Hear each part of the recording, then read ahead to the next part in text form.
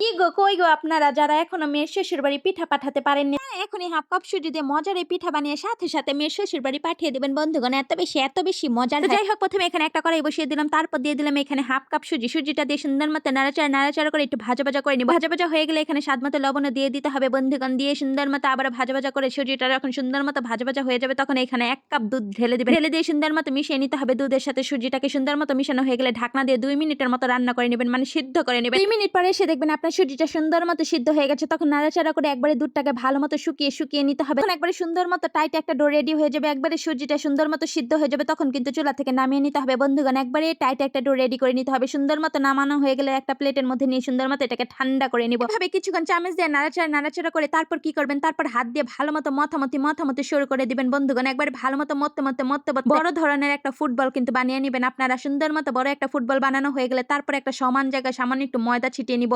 অল্প একটু ডো নিয়ে সুন্দর মতো লম্বা একটা দড়ি বানিয়ে নিতে হবে। সুন্দর একটা লম্বা দড়ি বানিয়ে নেবেন। তারপর এখান থেকে অল্প অল্প ডো নিয়ে এভাবে কিন্তু সেমাই পিঠা অথবা চুই পিঠাটা আপনারা কেটে নিতে পারেন। সুন্দর মতো কেটে নেবেন, এভাবে হাতের সাহায্যে কেটে নিতে হবে বন্ধুগণ। এভাবে করে কিন্তু আমি সবগুলো পিঠা একবারে সুন্দর মতো কেটে নিয়েছি। দেখেন হাফ কাপ সুজি দিয়ে এতগুলো পিঠা বানানো হয়ে গেছে, ভাবা যায় বন্ধুগণ। তারপর একটা প্লেটের মধ্যে ময়দা দিয়ে দিলাম, ময়দার মধ্যে দিয়ে দিব এখন পিঠাগুলো। সুন্দর মতো কিন্তু ময়দাটা অবশ্যই দিতে হবে, না হলে কিন্তু একটার সাথে একটা লেগে যাবে। তারপর চলে যাবো পরবর্তী প্রসেসে। চুলার মধ্যে একটা কড়াই বসিয়ে দিলাম, কড়াইয়ের মধ্যে হাফ লিটার দুধ দিয়ে দিলাম, আর দিয়ে দিলাম 2 টেবিল চামচের মতো গুঁড়ো দুধ। দিয়ে সুন্দর মতো নাড়াচাড়া করে একবারে ভালো মতো মিশিয়ে নিতে হবে। সুন্দর মতো মিশানো হয়ে গেলে এখানে 3টা এলাচ আর দিয়ে দিব 1/3 কাপ পরিমাণ চিনি। চিনিটা দিয়ে সুন্দর মতো নাড়াচাড়া করে দুধটাকে জাল করে নিব বন্ধুগণ। চিনিটা আপনাদের পছন্দ মতো দিয়ে দিতে পারেন, যতটুকু মিষ্টি আপনারা খেতে চান ততটুকু চিনি এখানে দিয়ে দিবেন বন্ধুগণ। সুন্দর মতো জাল করা হয়ে গেলে দুধটা যখন একবারে বলক চলে আসবে তখন কি করব, তখন সেই কেটে রাখা পিঠাগুলো সুন্দর মতো অল্প করে দুধের মতো ছেড়ে দিতে হবে। অবশ্যই কিন্তু অল্প করে ছেড়ে দিবেন, একবারে কিন্তু ঢেলে দিবেন না, তাহলে কিন্তু একবারে পিঠাগুলো ভেঙে যাবে, সুন্দর হবে না। তো যাই হোক, সুন্দর মতো অল্প করে দিয়ে দিবেন। একটা আজব নিয়ম তাই না? শীতের দিন আসলে একবারে মেয়ের শ্বশুর বাড়িতে পিঠা পাঠাতেই হবে, এটা একবারে বাধ্যতামূলক, না হলে একবারে